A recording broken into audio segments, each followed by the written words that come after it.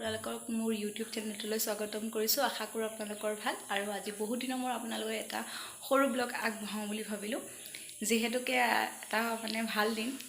মোৰ ভতিজাজনী ধুনু, তাইৰ তুলনি হ'ল। আজি 4 দিনীয়া গা ধোৱা আৰু মই মাহঁতৰ ঘৰত আছোঁ। আজি তালৈকে যাবলৈ ওলাইছোঁ। ৰিধিক নিনো, তাত কি কি হয় সকলোবোৰ দেখাই যাম। আৰু সকলোতে নিয়মবোৰ বেলেগ বেলেগ। আমাৰ নিয়ম মই আজিলৈকে দেখা নাই।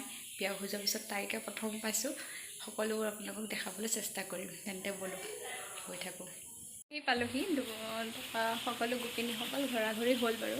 আৰু এটা বেয়া লগা কথা, মই আহি গা ধোৱা নাপালোহি, অলপ দেৰি হ'ল। গাড়ী মানে পোৱাই নাছিলোঁ। গোপিনীসকলক পালোঁ বাৰু, কিন্তু তাই গা ধোৱালে কেনেকৈ কি কথা একোৱে দেখুৱাব নোৱাৰিলোঁ আপোনালোকক। আৰু এতিয়া তাই গা ধোৱা হ'ল, পিঠাগুড়ি দিয়া হ'ল খাবলৈ, যিহেতুকে তাই প্ৰতিদিনা যোগ পৰিছে 45 দিন বৰত। আৰু এতিয়া তাইক কি খাব দিছে, কি কৰিছে চাওঁ নহয়।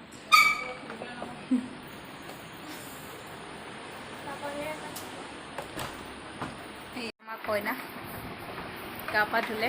ভোক লাগিছে নেকি? কেনেকুৱা লাগিছে? বেয়া লাগিছে, বহুত বেয়া। আমাৰ কইনা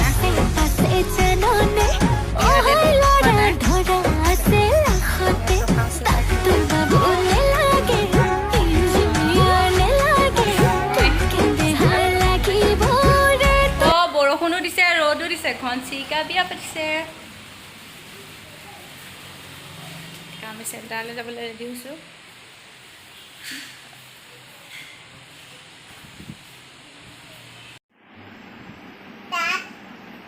এতিয়া মই গহপুৰ ঘৰ পালোহি। একদম বেয়া লগা কথা, আজি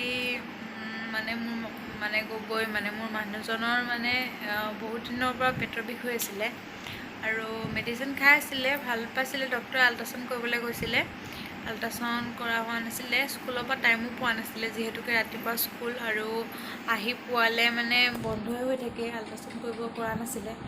তাৰপিছত মই গৈ পেলাই কৈছিলোঁ যে ছোৱালীয়ে 4 দিনীয়া গা ধোৱাৰ পিছত হৈ যোৱাৰ পিছত মই তপস্বীহঁতৰ ঘৰলৈ গৈছিলোঁ। সিহঁতৰ ঘৰত 7 দিনীয়া কাৰণে মাতিবলৈ, তাত আধা ঘণ্টামানে বহিলোঁ। মই ভাবিছোঁ ফোন কৰিব টিউশ্যন হ'লে, বহুত সময় ফোন নকৰা দেখি মই নিজে ঘৰলৈ আহিলোঁ। আহি পেলাই চাইছোঁ তেখেত শুই আছে।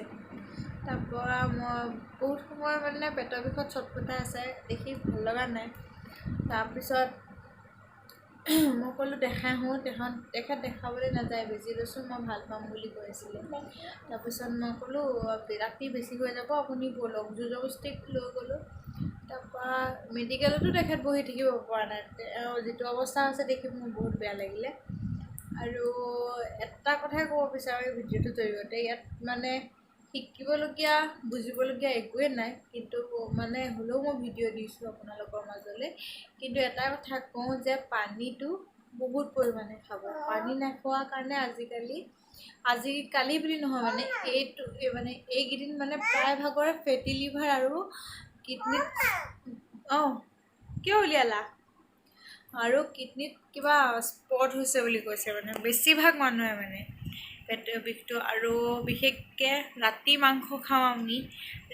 ৰাতি মাংস খাব নালাগে। আমি ৰাতি মাংস খাই ডাইৰেক্ট শুই দিওঁ ন, আমাৰ হজম নহয়।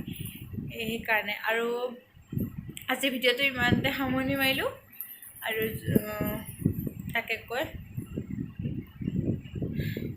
ভিডিঅ'টো সামৰিছোঁ।